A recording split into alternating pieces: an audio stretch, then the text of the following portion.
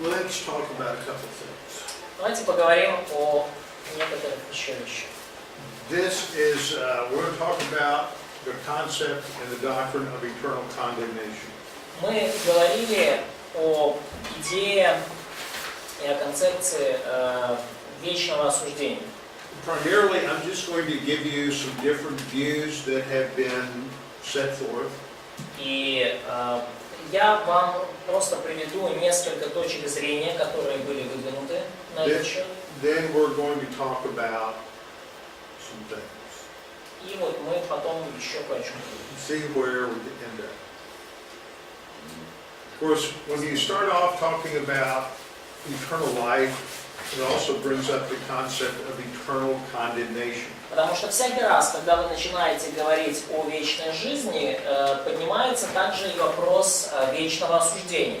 And part of this is the problem that many believe that Satan challenged God with. How could a loving, righteous God have his creatures suffer everlasting torment? И многие из этих идей связаны с мыслью о том, что сатана бросил вызов Богу и подверг сомнению Божью любовь, вопросом наподобие, как может любящий справедливый Бог подвергнуть свое творение вечным мукам. And perhaps in some sense what Satan is objecting to is that the punishment doesn't fit the crime. И один из моментов, где сатана мог, в общем-то, подвергнуть сомнению действия Бога, это то, что наказание не соответствует по тяжести с преступлением, как кажется.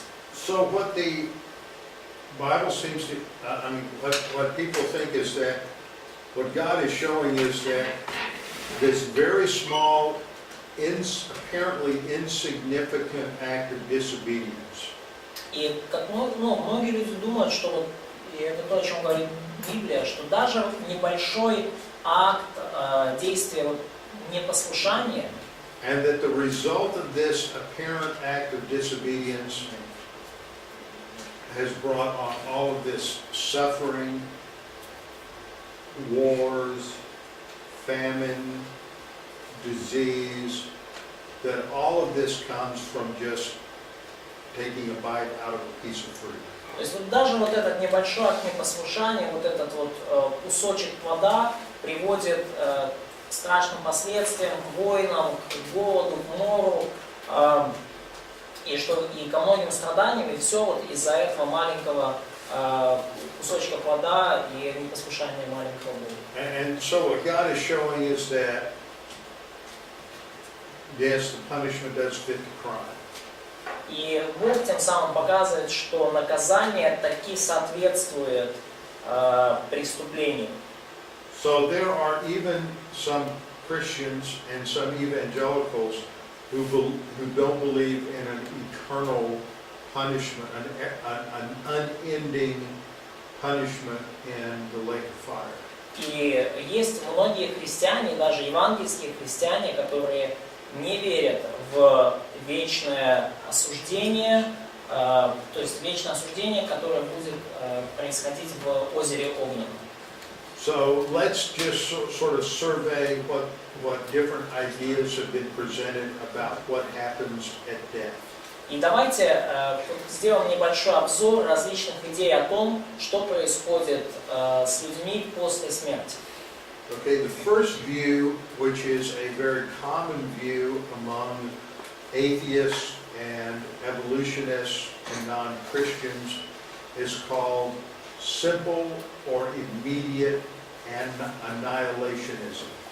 Первый взгляд, который у вас здесь упомянут, и он очень распространен среди эволюционистов, среди атеистов и других неверующих людей. Это называется простой, мгновенный аннихилионизм. And this is the idea that when a person dies, that's it, they're gone, they disappear, there is no more existence of any kind. То есть идея в том, что когда человек умирает, то он просто все исчезает, он перестает существовать в тот же самый момент времени. According to this view, there's no future life after death. То есть, согласно этому взгляду, нету никакой будущей жизни после смерти. And this view would be very consistent with people who do not believe in God and who do not believe in any kind of significance to human life. И этот взгляд очень хорошо согласуется со взглядами людей, которые не верят в Бога и не верят в значимость человеческой жизни. You die, that's it, it's over with. Вы умерли, все, и на этом все заканчивается. And I know people who believe that. И я знаю людей, которые верят в это. Но еще это связано с аннигиляцией или аннигиляционизмом. Ну, что это? So that's simple or immediate annihilationism. То есть вот простой, мгновенный аннигилианизм. The second view is called simple or immediate universalism. И второй взгляд называется простой или мгновенный универсализм. This also is a non-Christian position. И также этот взгляд, эта точка зрения не христианская. And this is the idea that at death everybody goes into some sort of state of happiness or bliss. И идея в том, что после смерти каждый попадает в то или иное состояние счастья или благословения. Everybody goes to some sort of heaven. Каждый попадает в тот или иной вид небес. Ну, небеса того или иного рода. Good, bad, whatever, everybody ends up in the same wonderful place. Хороший человек, плохой, так или иначе все приходят к какому-то очень такому чудесному, замечательному месту. Okay, the third view is called postponed universalism. Третий взгляд называется отсроченный универсализм. And there is supposedly a somewhat Christian view of this. И есть некоторые, скажем так, христиане, которые обосновывают этот взгляд, то есть разделяют этот взгляд и находят на него обоснование. In other words, there have been some somewhat heretical Christians who have held this view. То есть, по крайней мере, можно сказать, что были христиане-еретики, которые придерживались этой точки зрения. And this is the idea that eventually everybody makes it into heaven. И это идея о том, что в конце-то концов все люди попадут на небеса. You know, the idea that maybe the good go directly to heaven, but the ones who are bad spend some time in punishment, but eventually they get to heaven also. То есть, идея в том, что хорошие люди, верующие, они попадают на небеса незамедлительно, а вот плохие, неверующие, им надо будет какое-то время перенести наказание, но в итоге они все равно окажутся на небесах. Okay, a fourth view is a view called postponed annihilationism. И четвертый взгляд называется отсроченный аннихилианизм.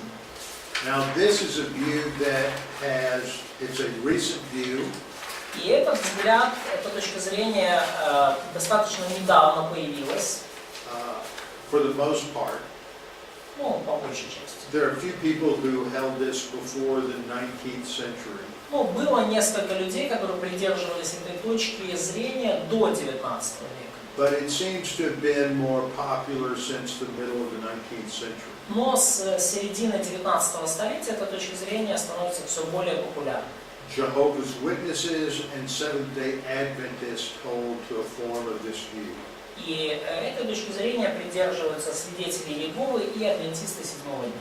There are also a number of evangelicals that have held to this view.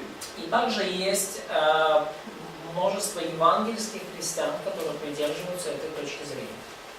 And this is the view that the saved go to heaven. Это идея какая, что спасенные люди отправляются на небеса. Unbelievers are judged and then they are put out of existence forever. А неверующие люди, они подвергаются осуждению, и потом они исчезают навсегда. Okay, the fifth view is called possible, I love this title, possible annihilationism, post-mortem evangelism. Да, пятый взгляд называется, как вот слово такое интересное, мне нравится, возможный аннихилионизм или евангелизм после смерти. This is basically the view that after an unbeliever dies, they get a second chance to trust in Jesus for salvation. И эта точка зрения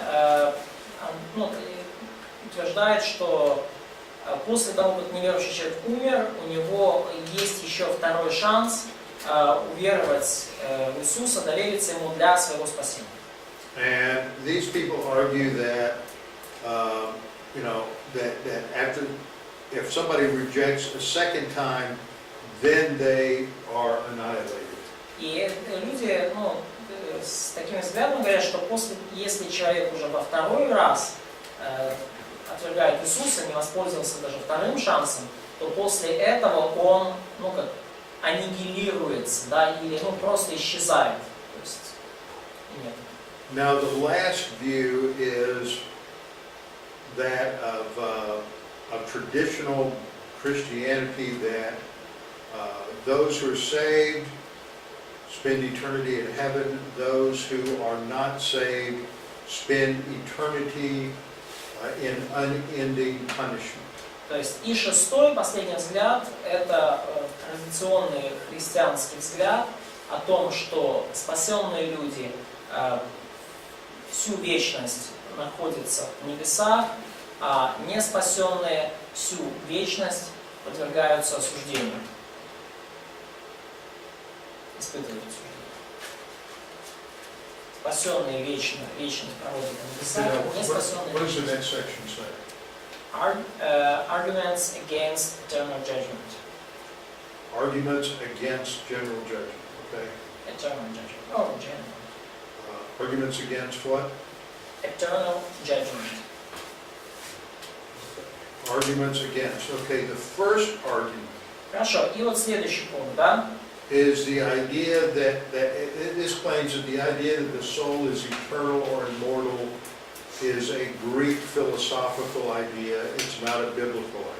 То есть и дальше вот мы переходим к аргументам против вечного суда, да, то есть это аргументы против фактически шестой точки зрения. Первый аргумент, что идея вечного существования или бессмертия души исходит из греческой философии, а не из Библии. То есть люди, которые противятся христианской точке зрения, они выдвигают такие аргументы. Вот это одна из них.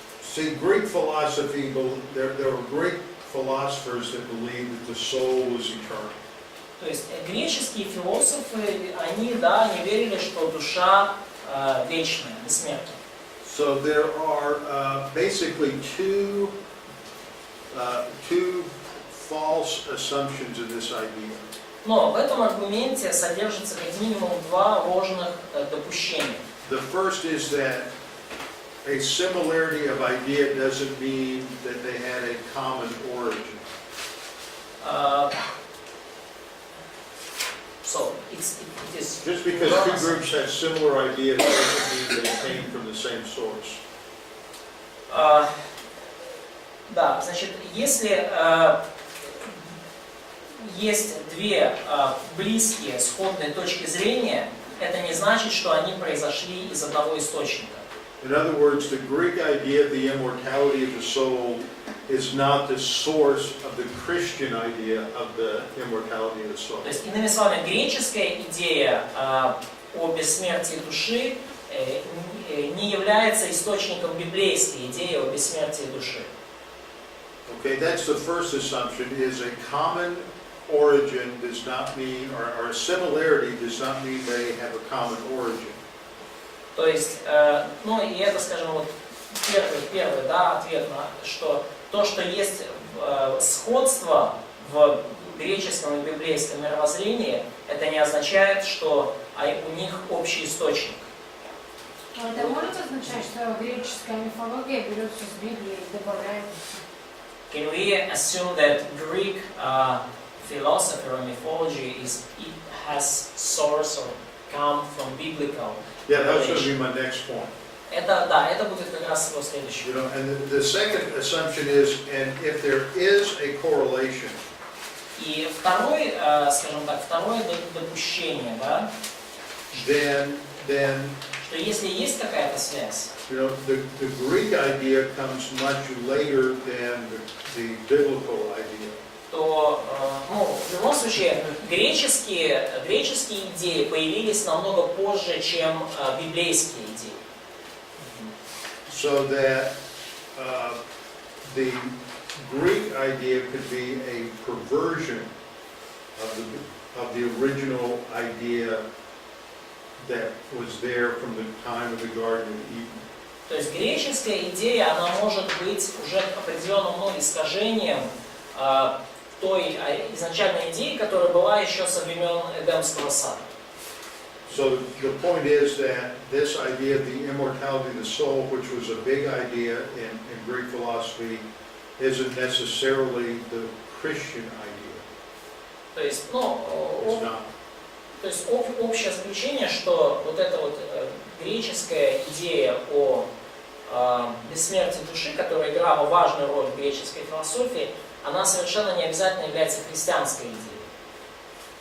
То есть Okay, the second argument that people have against the biblical idea is that infinite punishment for a finite sin is inconsistent. То есть второй аргумент, который неверующие в основном выдвигают против идеи вечного осуждения, вот аргумент 2. Бесконечное наказание за грех, имеющий пределы, то есть оно непоследовательно. То есть что грех имеет пределы, то есть это он ограничен, а наказание не ограничено. И что это вроде как непоследовательно. And the problem with this view is that, first of all, it's usually based on a superficial or sentimental idea of God's love. И проблема с этим аргументом в том, что, во-первых, он построен на очень таком сентиментальном взгляде на божественную любовь. God's love means that eventually God's going to say everything's okay. То есть, по мнению таких людей, Божья любовь должна проявиться в том, что Бог скажет, в конце концов, все будет хорошо. So this view fails to take into account God's justice. То есть вот такой поверхностный взгляд, он отказывается принять во внимание божественную справедливость. And also the calamity that sin brings into the universe. И также то разрушение и то бедствие, которое грех принес во Вселенную. Okay, again, back to our passage in Matthew 25. Вернемся к нашему отрывку в Матфея 25 главе. 41, you have the concept of everlasting fire. И вот в 41 стихе у нас есть концепция вечного огня. For the lake of fire. И мы тут понимаем, что это озеро огненное. And in verse 46, и вот в стихе 46 God says, в стихе 46 Бог trying to говорит, get it to stay on the screen. Here we go. That you have one group goes into everlasting punishment. И что одна группа, пойдут сии в муку вечную, пойдут на вечное наказание. And the righteous go into everlasting life. А праведники пойдут в жизнь вечную. Now, the phrase eternal fire uses the Greek word aionios.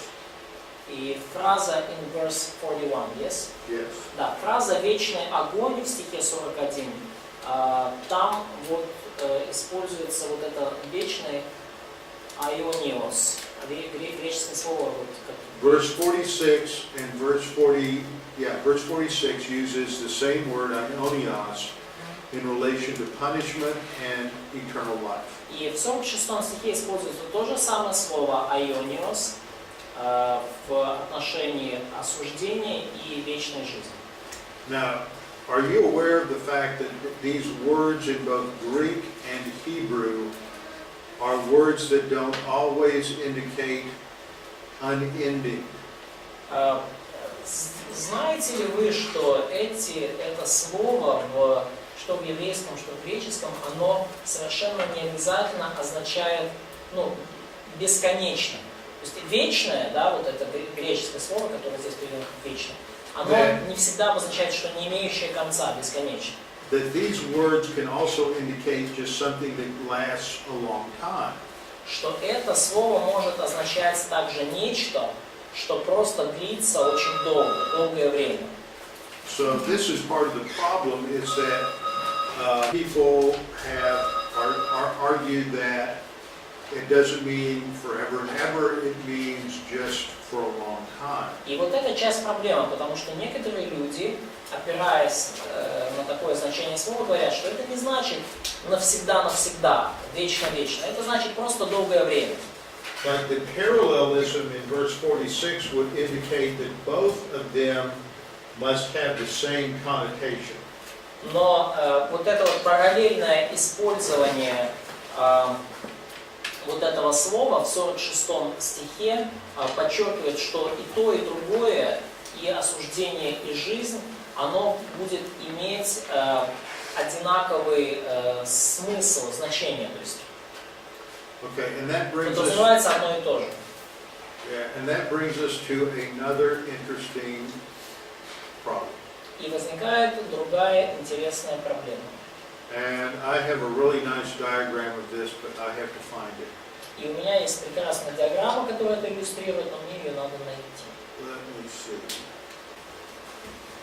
Now, unfortunately, you're going to have to translate this, Andre, because I don't have it in Russian. Okay, this is Sheol according to Luke 16, 19 through 25. Вот так выглядит Шеол, согласно притче о Лазаре, да, в Луки 16 глава, 19-25 стих. On one side, you have an area referred to as Abraham's bosom or paradise. На одной стороне есть вот то, что называется лона Авраамова или рай. And then the other side seems to have two compartments, torments and Tartarus. И на второй стороне есть два отделения. Первый это муки, мучения, и второе, тартар. Now, in the Old Testament, this is where Old Testament believers went to paradise. И это вот то, что ветхозаветные верующие на одной стороне попадают в рай, да, как и в рай. Across this impassable barrier, и вот между ними, как пропасть, да, через которую невозможно перейти. There's a place of torment where all unbelievers from all dispensations go. И есть место мучений, куда попадают все неверующие из всех диспенсаций. When in the Old Testament and New Testament, all unbelievers go to torments. И из Ветхого, из Нового Завета верующие из всех этих эпох, они попадают в место мучений, неверующие. In Tartarus, you can't read this. 2 Peter talks about the angels who sinned in Genesis 6 are in chains of darkness. И вот это во 2 Петра 2:4 написано об ангелах, согрешивших, которые связаны узами адского мрака, и вот их Бог предал ввести на суд для наказания в этом месте, тартар. Да, это вот ангелы, согрешившие, и о которых написано в Бытие 6 главе. So according to 2 Corinthians 12:4, when Christ died, Согласно 2 Коринфянам 12:1-4, He came and announced the accomplishment of salvation. Христос пришел, чтобы провозгласить то, что спасение достигнуто. And he took paradise to heaven. И он вот этот рай, ну как ветхозаветный, он переместил на небеса. So paradise is no longer in Hades or Sheol. И таким образом рай больше не находится ни в Гадесе, ни в Шеоле. All that's left is torments. И все, что осталось там, это место мучений. And Tartarus. И Тартар. Tartarus is also. Yeah.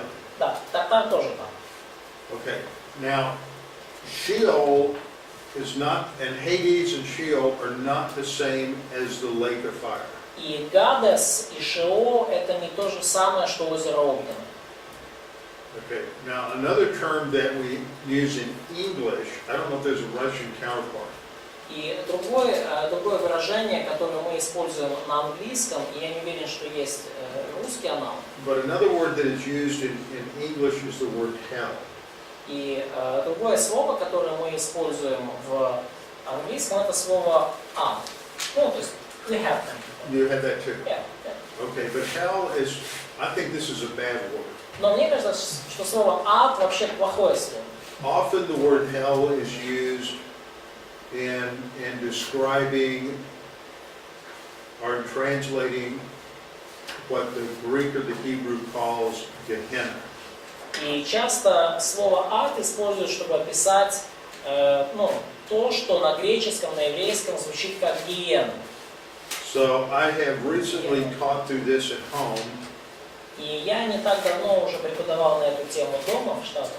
And so this slide has not been translated, so we're going to work our way through it. И этот слайд мы еще не перевели, поэтому надо будет как-то с ним разбираться. This is a picture of the valley of Hinnom.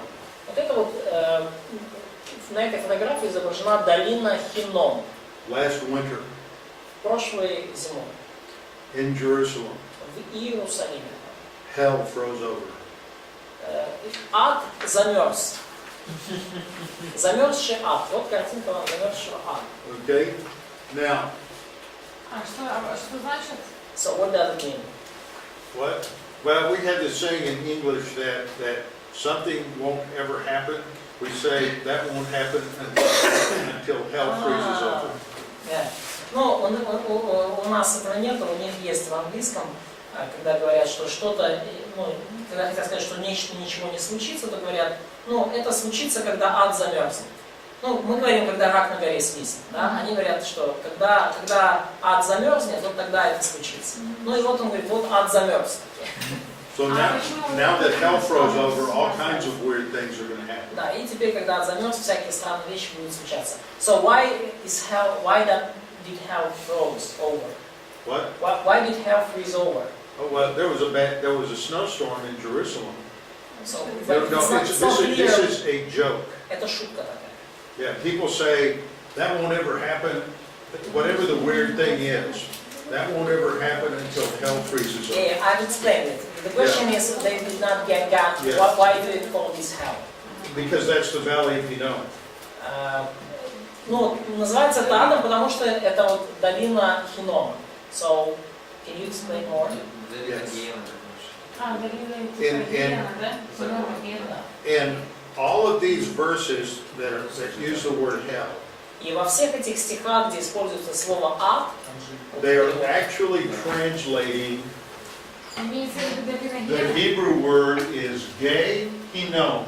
и вот везде, где используется слово ад, они реально переводят вот еврейское слово гехином. Gay means valley, and Hinnom was a man's name. Ге это значит долина, а хином это имя человека. When this is translated into Greek, it looks like this. Когда перевели это на греческий, то оно выглядит начало так. And so it becomes over into English, I don't know what Russian is, Gehenna. И вот на английском оно звучит как Гехенна, но мы называем Гиена. So, this is Jerusalem. Вот это Иерусалим. Jerusalem is split by 3 valleys. Иерусалим Okay, разделен like на this. 3 долины. The Kidron Valley Долина Кедрон, that runs between the Temple Mount and the Mount of Olives. она протекает, река Кедрон протекает между горой, Масличной горой и горой Храмовой горой. A middle valley that really doesn't exist anymore, that was called the Valley of the Cheesemakers. Средняя долина, которая уже больше не существует, и она называлась долиной сыроделов. Or the Tyropean Valley. And then the Hinnom Valley. И вот долина Хиннома. Okay? Now, this is what we learn about it. You're just going to have to translate. И вот что мы о ней знаем, об этой долине. Okay, so the Valley of Hinnom is the border between Judah and Benjamin.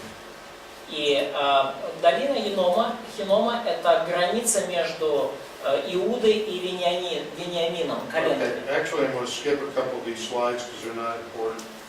Ну, пускай несколько слайдов, не важно. What happened in the Old Testament Что случилось в Ветхом Завете?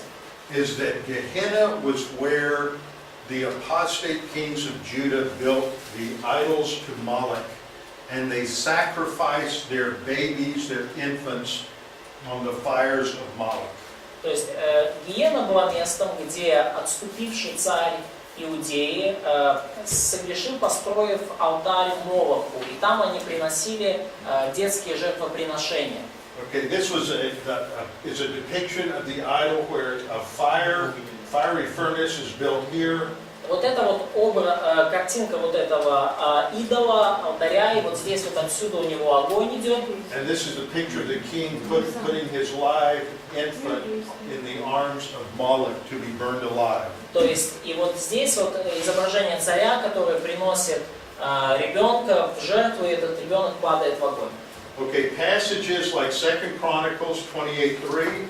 И вот отрывки, подобные второму Паралипоменон 28:3, and Jeremiah 7:31 indicate that this is where they burned their sons and daughters in the fire.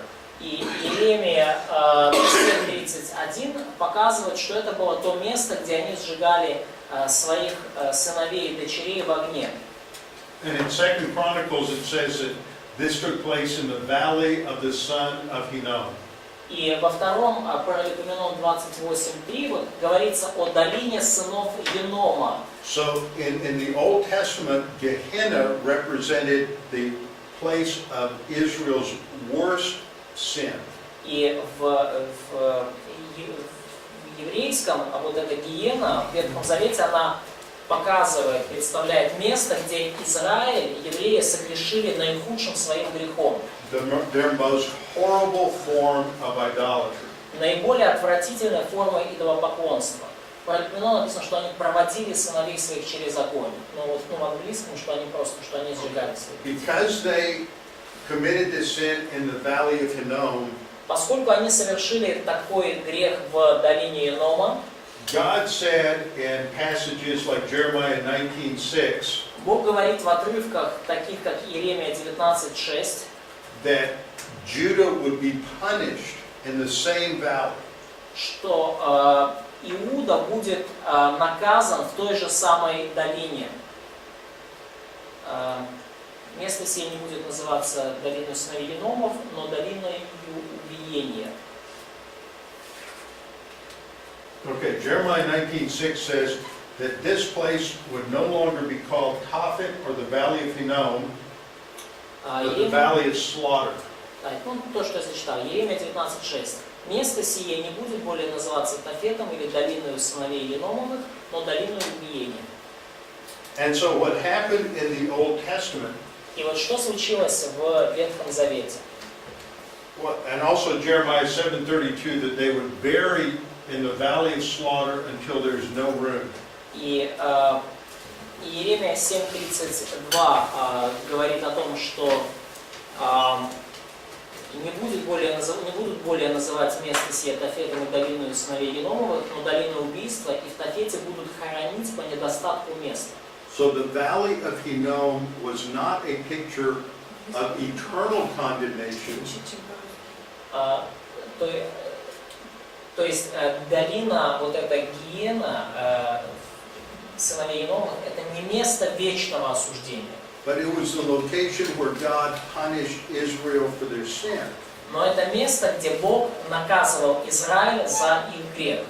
So Gehenna didn't represent eternal punishment, but God's judgment in history, God's judgment, His divine discipline on Israel in time. То есть гиена таким образом говорит нам не о вечном осуждении, а о осуждении во времени, в земной жизни, когда Бог наказывал Израиль. So when Jesus is talking to His disciples, И когда Иисус говорит своим ученикам, and He makes statements like, if you do this, you're in danger of Gehenna. и когда Он говорит, что если вы делаете это, то вы в опасности гиены.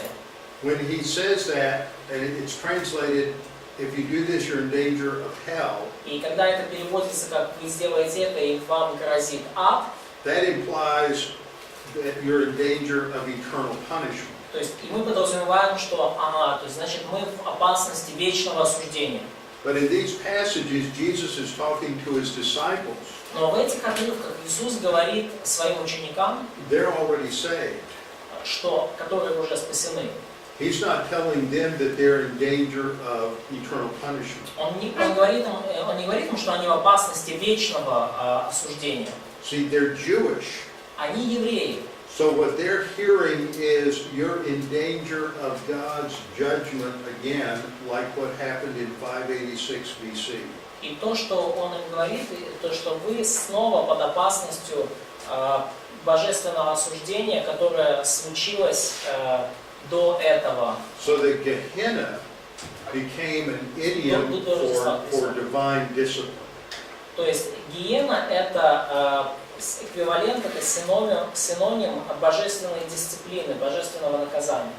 So let's look at where am I? Okay, let's look at a couple other at these passages. So И давайте посмотрим на другие отрывки. in these verses, Jesus is talking to His disciples about people who are, to His disciples who are already believers. И в этих отрывках Иисус говорит своим ученикам, которые уже верующие. Okay, let's look at Matthew 5:22. Давайте посмотрим на Матфея 5:22. He's not talking to unbelievers, Он He's talking to believers. опять же говорит не неверующим, а верующим. And He says that if you are angry with your brother, you're in danger of judgment. И он говорит о том, что всякий гневающийся на брата своего напрасно подлежит суду. And then He says, but whoever says you fool shall be in danger of hellfire. А кто скажет безумный, подлежит гиене огненной. Okay, what's the word there in Russian? Gehenna, fire, Gehenna, Gehenna. Fiery. fire Gehenna, Yeah, fiery Gehenna. not hell. So that's better than the English. The English translates it as hell. Но это намного лучше, чем английский перевод, потому что вот в английском переведено просто как ад, адском огне. But Gehenna is an idiom for divine discipline on the nation for violating the Mosaic law. Но гиена огненная это вот показывает вот эту божественную дисциплину, которую Бог проявлял к своему народу за нарушение его закона. And so Jesus isn't saying that if you call your brother a fool, you're not really saved and you'll go burn in the lake of fire. То есть Иисус не говорит, что если ты называешь своего брата дураком, то ты, значит, не спасен, и ты отправляешься в озеро огненное. He's saying that if you have these kinds of sin, then you're in danger of the nation going under God's judgment again. И он говорит, что если вы совершаете такого рода грехи, то вы в опасности снова попасть под такое осуждение, которое было с нацией до этого. He says the same kind of thing later on in verse 28. И он говорит похожую вещь чуть ниже в стихе 28. If you commit adultery in your heart, Если вы совершаете прелюбодеяние в сердце своем, and then he says, if your right eye causes you to sin, pluck it out, blah, blah, blah. и он говорит дальше, что если правый глаз тебя соблазняет, вырви его, брось от себя и так далее. It's better that one of your members perish than your whole body be cast into hell. И он говорит, что лучше для тебя, чтобы погиб один из членов твоих, а не все тело твое было ввержено в гиену. See, it's what? Gehenna, again. Yeah, again, it's Gehenna, and the idea is not eternal punishment, but divine discipline or divine judgment for disobedience to the law. Но идея, опять же, это не вечное осуждение, а божественное наказание, божественная дисциплина за нарушение закона. Okay, so this goes on. So either we're left with two options. Either Gehenna describes the eternal lake of fire, То есть, таким образом, у нас есть два варианта. Или гиена описывает вечное озеро огненное, or it describes a temporal punishment or divine discipline. или гиена описывает форму временного наказания и божественной дисциплины в земной жизни. And the problem is that when Jesus uses this term, he's almost always talking to believers. He's not talking to unbelievers. И проблема также в том, что всякий раз, когда Иисус использует этот термин, Он говорит верующим, Он не говорит это неверующим.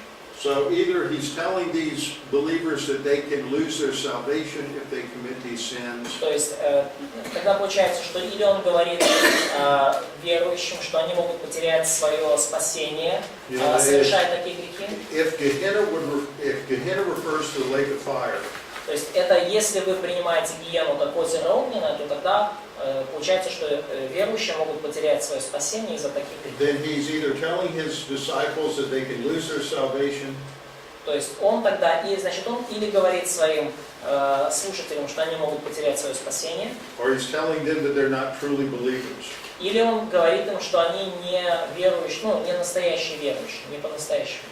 Okay, now that takes us to the other question, was what is the meaning of the word eternal in these passages?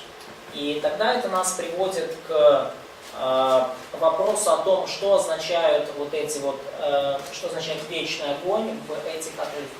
In Matthew 8 and 9, it's talking about the everlasting fire in verse 8. 18:8. Значит, в отрывке, вот Матфея 18 глава, 8 и 9 стих. And that is parallel to 18:9, which is Gehenna. То есть вот здесь написано, что лучше тебе войти в жизнь без руки или без ноги, нежели с двумя ногами и с двумя руками быть вверженному в огонь вечный. И потом в следующем стихе то же самое. Лучше там, нежели с двумя глазами быть вверженным в гиену огненную. То есть эти стихи получается, огонь вечный и гиена огненная это параллель. И тогда возникает вопрос, что же такое в Матфея 18:8, что же это за вечный огонь? И насколько он вечный? In the parallel passage, в параллельном отрывке, in Mark 9:43, it uses the phrase, the fire that can never be quenched. В Марка 9:43 говорится о огонь неугасимый, да, в гие, нежели с двумя руками идти в гиену в огонь неугасимый. So that sounds like eternal punishment, doesn't it? И это звучит как вечное наказание, не правда ли? Okay, but in the Old Testament uses these same phrases, unquenchable fire and burn forever in Jeremiah. Но Ветхий Завет использует подобные фразы, это неугасимый огонь и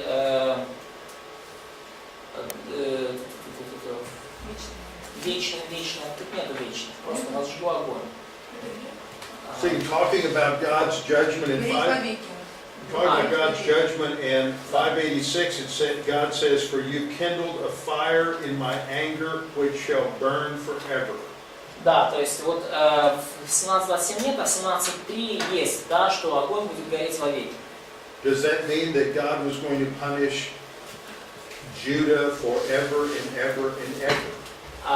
Говорится ли, что и Бог будет наказывать Израиль и Иуду вечно, то есть во веки веки. No. So what this shows Нет. is that the word forever sometimes just means for a long time. И это показывает нам, что иногда слово «вечно» означает просто долгое время. So we have to look at the context to see if it's talking about a long time or forever and ever and ever.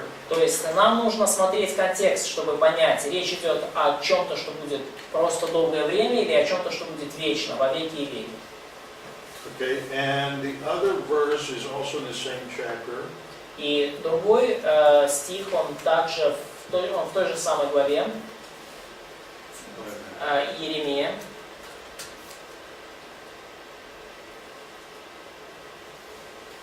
17:27. Иеремия 17:27. God says, if you won't heed me to hallow the Sabbath, blah, blah, blah, then I will kindle a fire in its gates, and it shall devour the palaces of Jerusalem, and shall not be quenched. Да, то есть вот здесь говорится, что если вы там не послушаете меня, то возжгу огонь в воротах его, Иерусалима, и он пожрет чертоги Иерусалима и не погаснет. So this is referring to a historical incident that did not last forever and ever and ever. Но это связано с историческим событием, которое не продолжалось во веки и веки. Okay, so what I'm saying is that Gehenna refers to an intense historical punishment on Israel.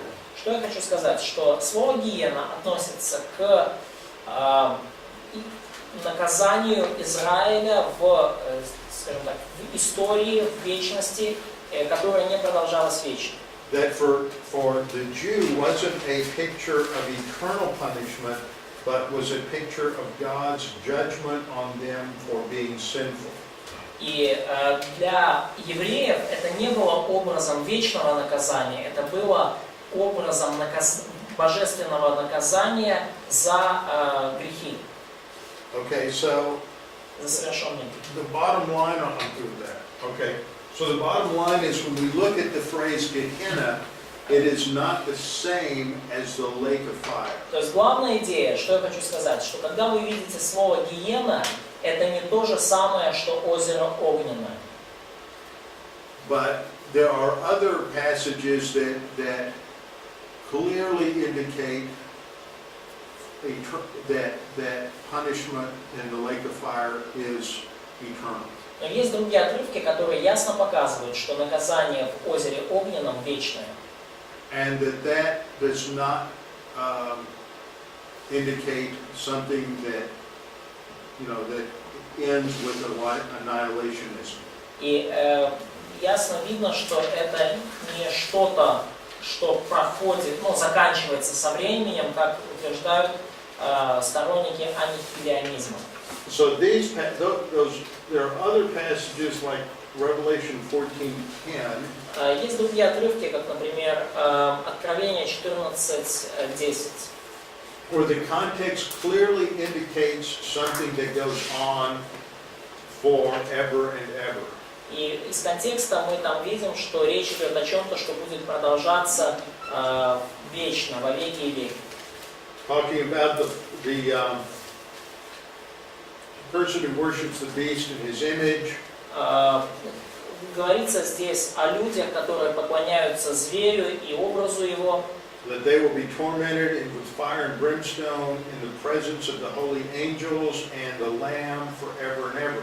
И что они будут мучены в огне и сере перед святыми ангелами и пред Агнцем, и дым мучения будет восходить во веки веков. And this is further expanded by the phrase, they have no rest day or night. И это также, скажем, еще более пояснено фразой «и не будут иметь покоя ни днем, ни ночью».